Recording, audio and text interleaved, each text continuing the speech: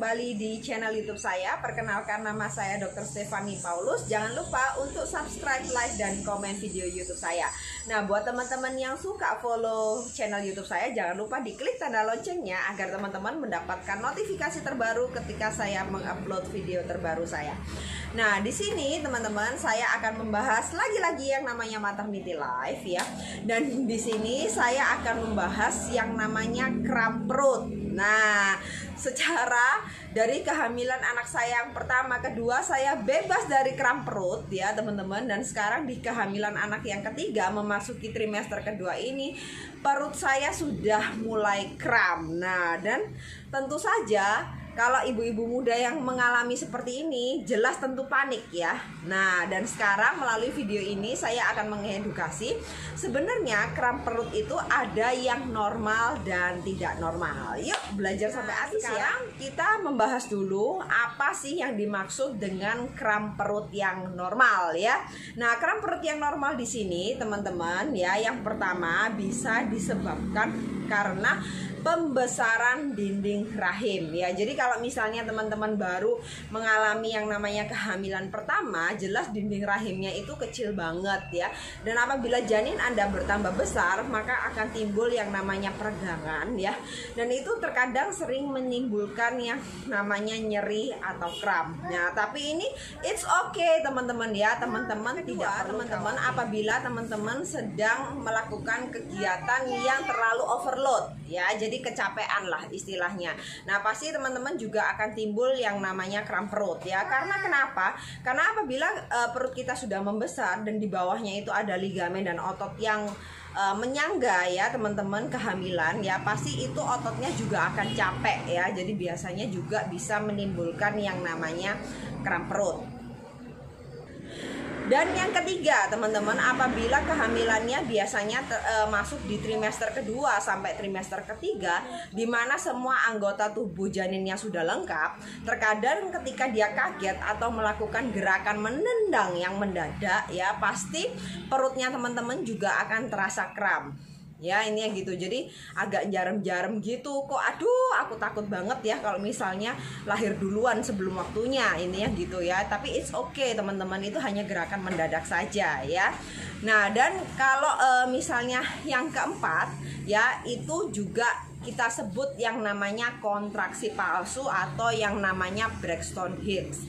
Nah, jadi kontraksi palsu ini teman-teman biasanya oleh para ibu-ibu muda sering disalahartikan bahwa itu adalah tanda-tanda mau melahirkan. Ya, tapi mereka memiliki perbedaan yang sangat spesifik ya. Karena Braxton Hicks ini teman-teman biasanya kontraksi palsu ini hanya dirasakan setiap 10 menit atau setiap 20 menit atau setiap 30 menit dengan durasi 20 sampai 120 detik saja.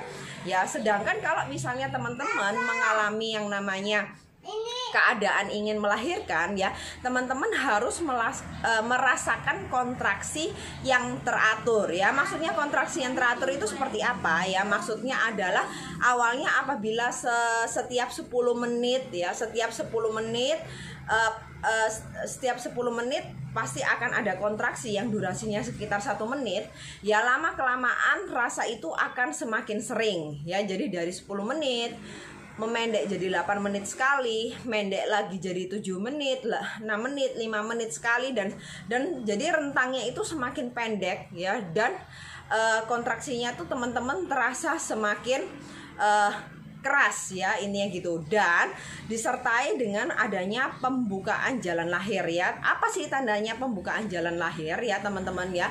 Tandanya pembukaan jalan lahir itu teman-teman, di celana dalamnya ya akan ada lendir yang bercampur dengan bercak merah ya. Itu adalah sumbatan yang berada di mulut rahim Anda yang lepas keluar dan dia mulai akan meregang ya. Itu adalah tanda yang betul apabila teman-teman mau melahirkan. Kita akan membedakan ya nyeri perut yang tidak normal yang berasal dari 3 organ ya, yaitu yang pertama organ pencernaan, organ untuk saluran kencing ya, dan organ untuk reproduksi ya. Yang pertama adalah organ untuk pencernaan ya. Jadi rahim ini teman-teman apabila membesar, dia akan menekan yang namanya saluran pencernaan, usus-usus ini. Nah, sedangkan usus ini teman-teman memiliki gerakan khusus, yaitu namanya adalah gerakan peristaltik usus. Nah, gerakan peristaltik usus ini digunakan apabila normal, itu adalah untuk membantu yang namanya pencernaan makanan. Nah, apabila janin Anda semakin besar, biasanya gerakan peristaltik usus ini agak terganggu dan teman-teman mungkin akan perutnya rasa sebah, nggak enak, agak kram atau sembelit. Nah itu kalau misalnya dalam frekuensi yang normal, teman-teman masih it's okay ya, teman-teman bisa mengatasinya di rumah. Nah, namun apabila itu semakin sering dan semakin sakit, apabila sampai timbul yang namanya buang air besar, berdarah dan sebagainya, sebaiknya teman-teman segera berkonsultasi dengan dokter keluarga Anda ya. Dan yang kedua adalah organ yang namanya kencing ya, untuk buang air kemih. Nah, biasanya teman-teman untuk ibu-ibu yang sudah hamilnya agak besar ya, biasanya infeksi saluran kencing ini bisa terjadi apabila ibu-ibu sudah mulai cemas ketika melakukan yang namanya hubungan seksual ya, karena terkadang ada di beberapa wanita takut banget karena perutnya sudah makin besar ya, dan itu akan berhubungan dengan yang namanya lubrikasi atau pelumasan ketika mereka ingin melakukan hubungan seksual. Nah, dan akibatnya ketika penetrasi bisa menimbulkan gesekan, luka dan lecet, dan itu bisa meningkatkan resiko yang namanya infeksi. Nah, dan organ yang ketiga teman-teman yang namanya adalah organ reproduksi. Nah, organ reproduksi ini berhubungan dengan yang namanya kehamilan ektopik atau yang namanya kehamilan di luar rahim. Ya, jadi janinnya itu jadi teman-teman, tapi dia nempelnya bukan di dalam rahim ya. Jadi bisa di saluran tubannya, pokoknya selama perjalanan dia menuju ke rahim. Dan biasanya apabila semakin besar, itu bisa menimbulkan nyeri yang sangat luar biasa. Nah, dan ini merupakan adalah kegawat daruratan. Dan teman-teman apabila sudah merasakan gejala ini, teman-teman tidak boleh menunda ya, harus segera langsung ke UGD walaupun tengah malam ya. Karena apa? Apabila ini pecah teman-teman bisa menimbulkan yang namanya perdarahan, dan teman-teman bisa kekurangan darah ya. Ini gitu, karena ini bahaya banget ya.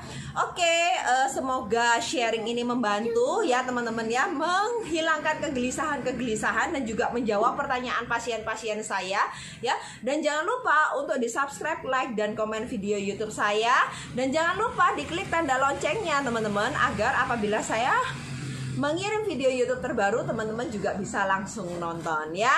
Sampai jumpa di video saya selanjutnya. Bye.